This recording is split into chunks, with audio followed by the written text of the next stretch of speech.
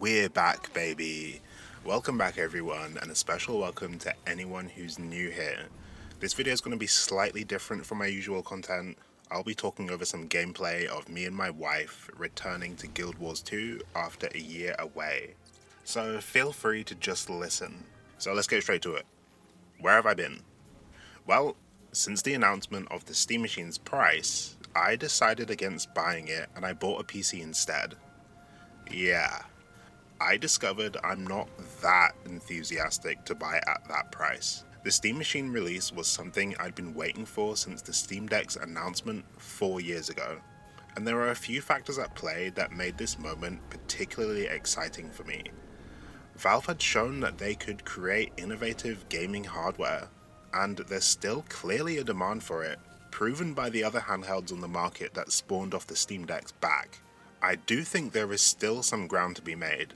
I do think there is a hole in the industry for the type of product that they're releasing in the scene. This kind of stripped back gaming PC market. The demographics of gamers has changed. Nearly everyone is a gamer these days, and there are a ton of older gamers or even younger gamers who maybe just aren't PC savvy. And we're starting to see in younger generations a PC can be a lot to handle for many of them.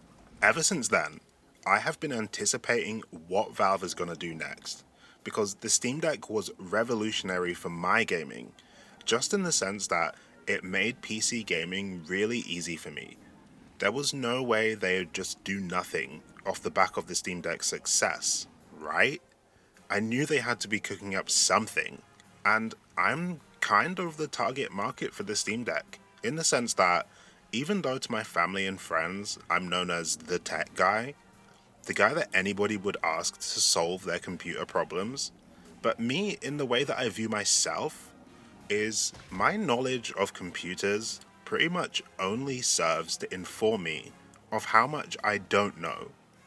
I've been using computers since I was a kid, and I still couldn't tell you what good PC specs are.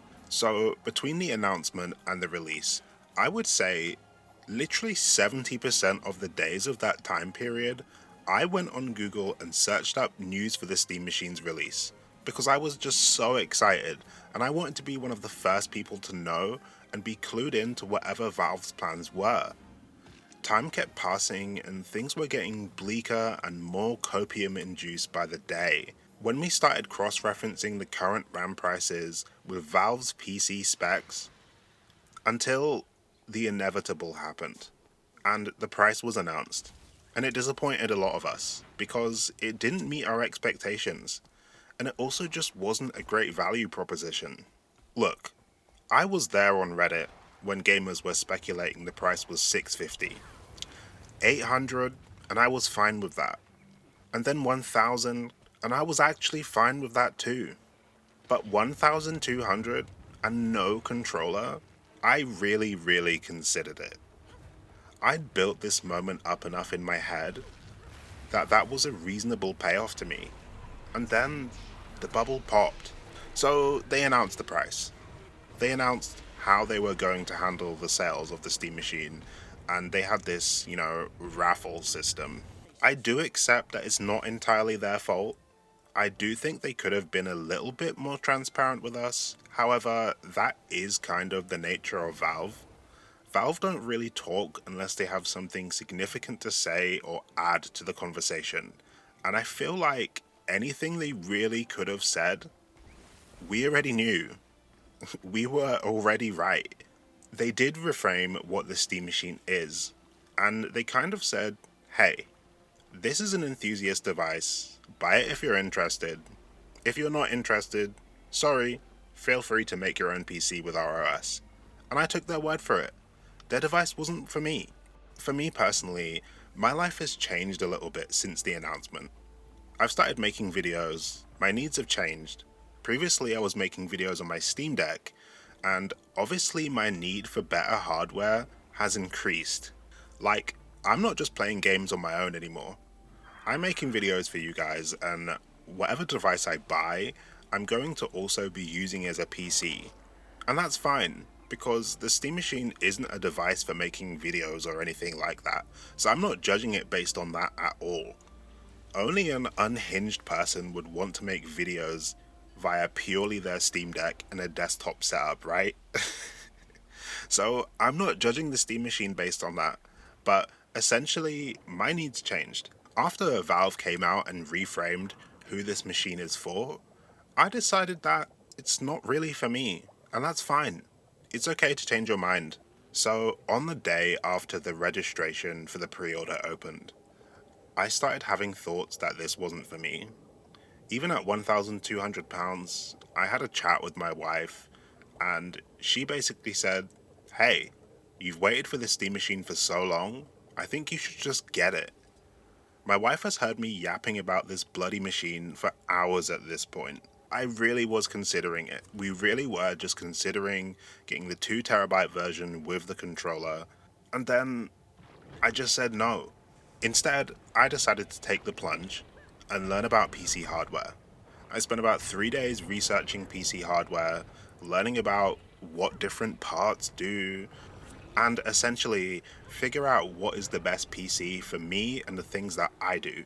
I'd realized I'm not the target market of enthusiast gamer or enthusiast of Valve machines.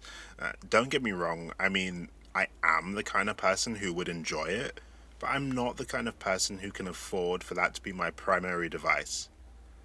Especially if the alternative is I could just buy a PC for the very same price that's 10 times stronger than the Steam Deck. But the reason why I never thought of that in the first place is because I've been really against getting a large machine for quite a while. For those who don't know, my little recording space is like under the stairs, like Harry Potter or some shit, in literally a 1 by 2 meter box. It's quite small, it's quite cramped. So for me, having a small machine when I'm in this much of a stretch for space was quite important to me, and it was a large part of the appeal. But what I learned during my research is that a small machine just isn't going to do well in this environment. Where I'm working right now, in the summer, this space it holds a lot of heat, and in the winter it gets quite cold. And I just don't think the Steam Machine would do very well in this environment. And I think a lot of people are finding that out on Reddit. You know, I've seen some posts already. I saw a person on Reddit who had their Steam Machine in a fairly large cabinet and it was overheating, right? This is the price that you pay for having something so small, so compact, and so quiet, right? The payoff is that it's not that versatile in a lot of situations, particularly hot climates. So I bought a big fat PC instead. At first, I was very much like, this thing is way too big. I'm used to a laptop. I've pretty much had a laptop my whole life. The Steam Deck is really the first thing outside of a laptop that I've bought. Pretty much my first PC. Way bigger than I expected, way bigger than I wanted. I was a little bit disappointed at the size, honestly, because size was such a big factor for me. However, this is just what actually suits my needs right now, and I can't afford an enthusiast machine like the Steam Machine. So, I have a PC that can handle very high level gaming while recording at the same time. Hopefully, my videos are going to suck a little bit less off the back of that, if not a lot less, considering they were made on a Steam Deck. To my beloved Steam Deck, who is now in relaxing retirement, I really appreciate it. It really made PC gaming and PCs in general very accessible for me and very portable. It essentially changed my life. So thanks to the Steam Deck for that. So that's where I've been. Setting up my new PC, getting everything installed, getting familiarized with the OS. I'm running Bazite, by the way. So that's really fun and interesting. I've not gone anywhere, I'm still here. In fact, I'm more back than ever, with a setup that is literally 10 times better than what I had before. I've been playing a little bit of Guild Wars 2, a little bit of Predecessor, which is a 3D MOBA, but mainly Guild Wars 2. Mainly because Guild Wars 2 was a little bit... Guild Wars is a great experience on the Steam Deck, don't get me wrong. Especially with the control bindings that are set up on there, absolutely revolutionized the way that you play Guild Wars. Like, it's an absolutely amazing control binding. Don't get me wrong. However, the performance, the actual gameplay isn't bad, it's just the loading in between the maps. Loading in between the maps being that long is a little bit of a turn off if I'm being completely honest. And if you're a real Guild Wars 2 head, then you probably just won't mind at all, and you'll just appreciate the fact that you can play it in bed. And like, that is still crazy, right? To this day, playing games like that from your bed as an old school MMO player is still like pretty much unfathomable to me. Playing a laptop in bed is one thing, but actually lying down on your back and playing an MMO on a controller is still a crazy concept to me, and it's still crazy cool. But the performance of Guild Wars on the Steam Deck, not bad, but it did lower the accessibility for me, if I'm being honest. So I've been picking up Guild Wars 2 again, now that it's completely accessible to me. Maps load in 2 seconds, it looks absolutely beautiful, so it's been a fun time stepping back into Tyria. I do feel like I have to address my last video on this topic, since I do feel like I projected my opinions in the wrong way. So let's talk about Valve's goals. Valve's goals with releasing the Steam Deck and the Steam Machine, I think these two machines share some of the same goals, which is to streamline PC gaming, make it accessible for those who aren't into PC gaming, and offer an alternative to this new demographic of gamers. I think even though the Steam Machine's price is a little bit of a fail and the release is a little bit of a fail, it's not what they wanted it to be.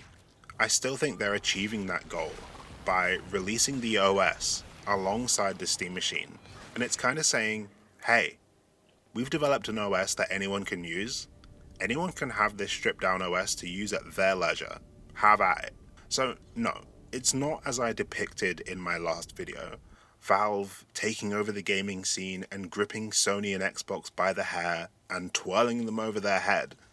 But they have, once again, edged their way in through very unfavorable circumstances. And they have kind of put into the minds of gamers what gaming on PC could or should be.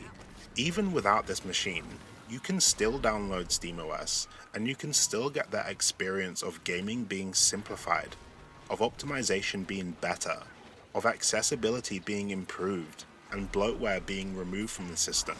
As someone who lacked confidence in their PC knowledge, I was the target market for that.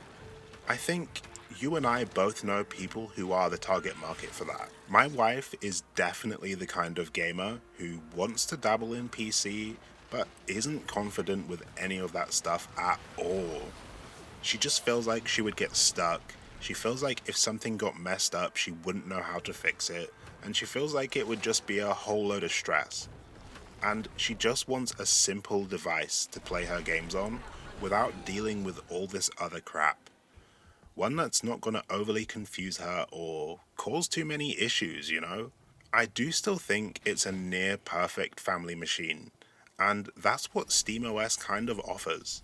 So even if everyone can't get their hands on the Steam Machine, the gaming scene and the minds of gamers and the idea of what gaming could be is still being reshaped by Valve in a big way that I think is beneficial for all of us. Gaming has changed, and PC gaming needs to evolve alongside that, because there are a lot of gamers now. In fact, everyone's a gamer. You know, there are grandparents out there gaming on YouTube.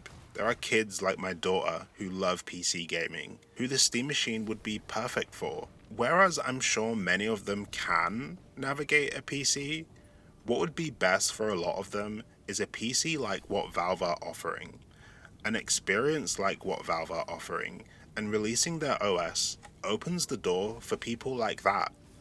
People who want to get into the PC scene and don't know where to start.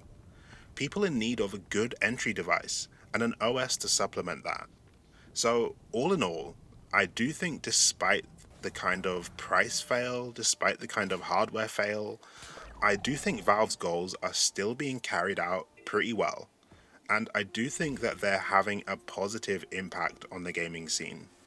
I think in terms of their personal goals, the Steam Machine failed, but what I don't think is a fail is Linux is on the rise, and what you're going to see now is a bunch of PCs being made with similar specs, likely better, that are being marketed towards gamers who want something a little bit more simple. Gamers who want an entry point into PC gaming, and they're going to be able to sell these PCs with SteamOS.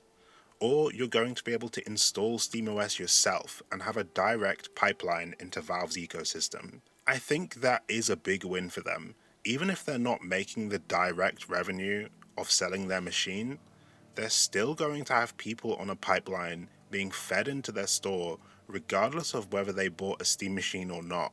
Valve has made significant headway with streamlining the OS and optimizing games for the OS. What you're about to see is a bunch of mini PCs being marketed towards the same audience as the Steam machine. I've started to see it already. PCs are being marketed that way, and I think it's going to mean a lot for the general gaming ecosystem and how accessible games are to consumers as a whole. And manufacturers and engineers and developers are getting a message that we don't want something that is overloaded all the time. There is a space to create devices that have a sole purpose or that have the user in mind rather than just being a way to market more of your products. And don't get me wrong, that is kind of what Valve's doing, but at the very least, it's in products that people want, right? I don't want products from the Microsoft Store. With that message, hopefully they're going to take it and produce some better hardware and software for all of us to use. That is more on the friendly side and more on the accessible side. Apologies if my ramble was a little bit disjointed, but that's what I've been up to, that's where I've been. But what do you think? Did you get the Steam Machine? Were you lucky enough to make it through the pre-order system? Let us know down below. I want to hear all of your opinions on this matter. I'll see you next time. A bunch of gaming content on the way. Let's go. Peace, peace, peace, peace, peace, peace, peace, peace, peace.